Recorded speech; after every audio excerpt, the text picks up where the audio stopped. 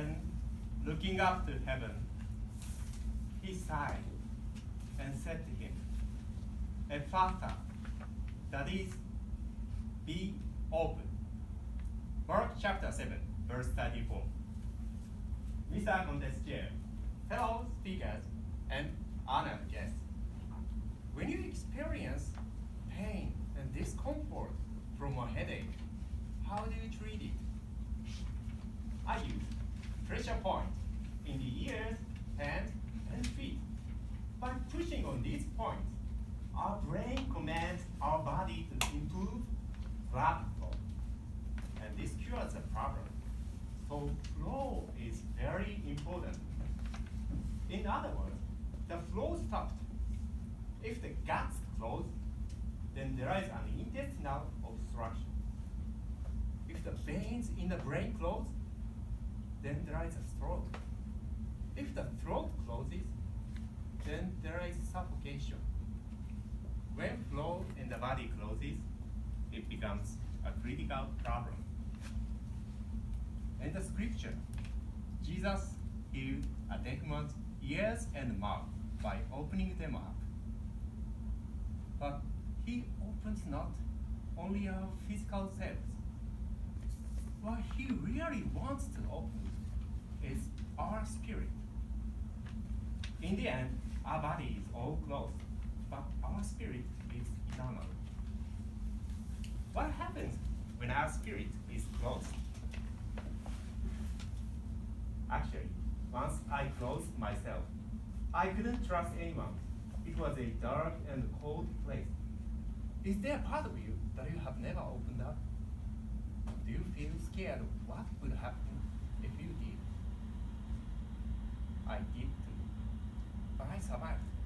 It was a tipping point in my life, and I found some sort of pressure point for mental flow. When I was a student, I usually didn't go to school because I was so shy that I couldn't find my space at the school. Instead, I stayed at home. It was not 1 day or 2 days, but more than 4 years in total.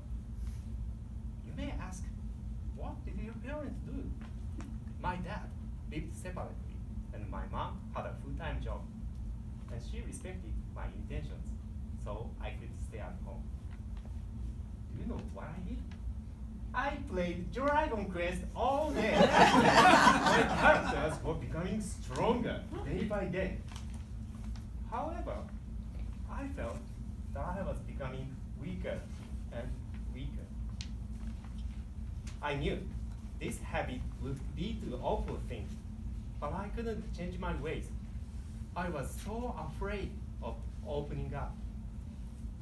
But when I was in 8th grade, reluctantly, I went to Bible class at my mother's recommendation. Before joining the class, I talked to the nun who organized the class. Her name is Sister Kageyama. She listened to my story like this. Wow, really? What happened next? While telling her my story, I felt I could open up to her little by little. Have you ever met someone like that? Then she openly introduced me to my classmate, saying he cannot go to school. I said nothing, but I felt, hey sister, why would you say such a thing? I feared that my classmates would hate me. I feared that they would look down on me. I feared that they might even bully me. But it was nothing like that at all. In my closed little world, all I could imagine was pain and misery. But the reality was different. They didn't hate me. They accepted me for who I am. I got to enjoy life more. I got baptized. And I even gave an ice-breaking speech in Toastmasters. Thank you. In public speaking, I found when I reveal myself, I can connect with the audience. I found there are some things only I can say. And I found by opening up, I can have most impact. By opening up, I met a kid who had the same problem as I did. I was able to encourage him, and he too opened up.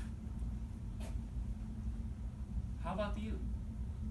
Can you even imagine all that you are missing by not opening up? Is it not your turn to open up? Be open.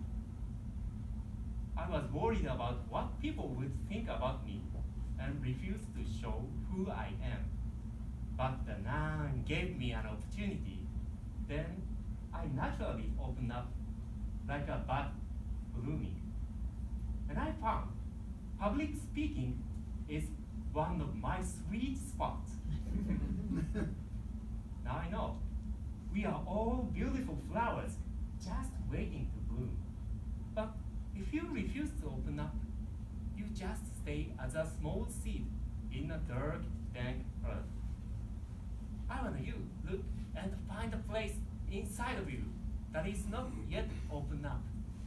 When this speech is over, I ask you to tell a friend, tell a nun, or even tell God.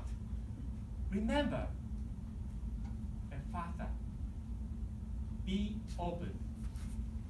Open up and let the flower inside bloom.